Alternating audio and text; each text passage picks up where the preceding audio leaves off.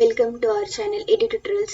तर आज आपण PYQ बघणार आहे ट्रिगोनोमेट्रीवरचा जो की 2021 मधला आहे, जो की काय त्यांनी गिवन दिलंय if a sin θ is equal to b cos θ आणि a आणि b काय दिलेत नॉट इक्वल टू 0 म्हणजे नॉन झिरो देण्यामागचं कारण काय आहे की म्हणजे आपण त्यांनी डिवाइड करू शकतो, बरोबर आहे. हे त्याच्या मागचं कारण आहे. आणि त्यांनी विचारल्यानंतर काय a cos टू θ आणि b sin टू θ म्हणजे डबल अँगल विचारलेत म्हणजे आणि सगळे ऑप्शन आपल्याला a b मध्ये दिसतात म्हणजे काहीतरी करून आपल्याला हा θ एलिमिनेट करून आपले जे सिम्प्लिफाय करून येईल ते आन्सर येईल. म्हणजे आपण जे काय आहे त्याला सिम्प्लिफाय करायला स्टार्ट करूयात. पहिलं त्यांनी गिवन काय दिले a sin θ is equal to किती दिलंय b cos θ. आता जे अर्थ त्यांनी a आणि b नॉन झिरो दिले म्हणजे डिवाइड बाय a मी करू शकते. आता ह्याला जर डिवाइड बाय a केलं तर इथं काय राहील फक्त sin θ, इथं काय राहील b अपॉन a cos θ, बरोबर आहे ना. आता हा cos θ मी इकडे आणला तर sin अपॉन cos काय होईल tan θ इज इक्वल टू किती होईल b अपॉन a होईल. म्हणजे हे आपल्याला गिवन दिले थोडक्यात आपल्याला त्यांनी. आता इथं आपल्याला 2θ दिलेत आणि tan θ आपल्याला गिवन दिलाय म्हणजे ह्या 2θ ला आपण tan θ च्या फॉर्म मध्ये रिप्लेस केलं तर सगळं आपलं a आणि b मध्ये राहील आणि त्याला सिम्प्लिफाय केले की आन्सर येईल. म्हणजे 2θ च्या इन टर्म्स ऑफ tan θ आपल्याला फॉर्म्युला यूज करावा लागतील. करूयात. काय दिलंय a cos 2θ plus b sin 2θ दिलंय, बरोबर आहे. आता इन टर्म्स ऑफ tan θ आपल्याला रिप्लेस करायचे म्हणजे a cos 2θ in terms of tan θ काय असतं 1 मायनस tan स्क्वेअर θ अपॉन काय 1 प्लस tan स्क्वेअर θ, बरोबर आहे.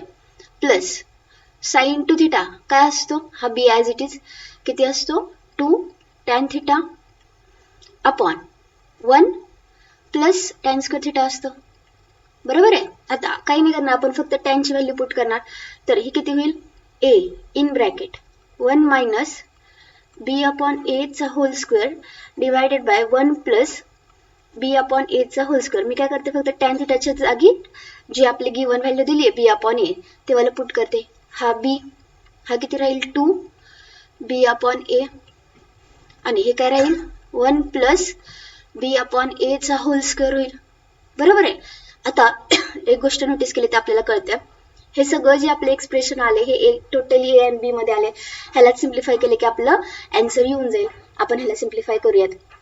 आता हा a आता ह्याचा एलसीएम घेतला तर हा स्क्वेअर मुळे ह्याचा एलसीएम किती होईल a स्क्वेअर होईल आणि इथे किती येईल a square minus b square येईल, बरोबर आहे. डिवाइड बाय ह्याचा पण एलसीएम घेतला तर किती होईल a स्क्वेअर आणि इथे किती येईल a square plus b square. हा a स्क्वेअरला a स्क्वेअर कॅन्सल होईल प्लस हा b आहे हे किती होईल हे 2b अपॉन a. आता ह्याचा एलसीएम किती येईल a स्क्वेअर येईल आणि इथे किती येईल a square plus b square येईल. हा एक a ला हा एक a कॅन्सल होईल. आता आपण सिम्प्लिफाय करूयात.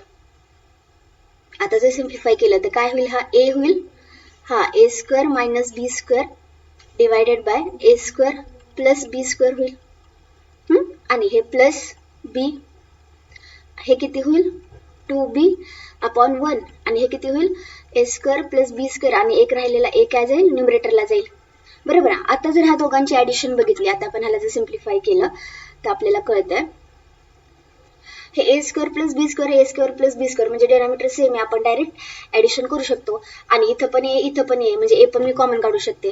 बघूयात मग आपण काय होतंय. म्हणजे मी a पण कॉमन काढते आणि डिनॉमिनेटरचा a square plus b square पण कॉमन काढते तर इथं राहील काय फक्त a square minus b square plus आता हा a कॉमन काढला म्हणजे इथे राहणार किती फक्त b ने मल्टिप्लाय केलं प्लस 2b स्क्वेअर राहील, बरोबर आहे प्लस 2b स्क्वेअर. आता हा a upon a square plus b square आणि हे किती राहील minus b square plus b square म्हणजे a square plus b square राहील. हा a स्क्वेअर प्लस b स्क्वेअरला हा a square plus b square cancel होईल म्हणजे येईल किती a आणि a किती आपला ऑप्शन नंबर a म्हणजे ऑप्शन नंबर a इज आपला करेक्ट आन्सर. थँक्यू.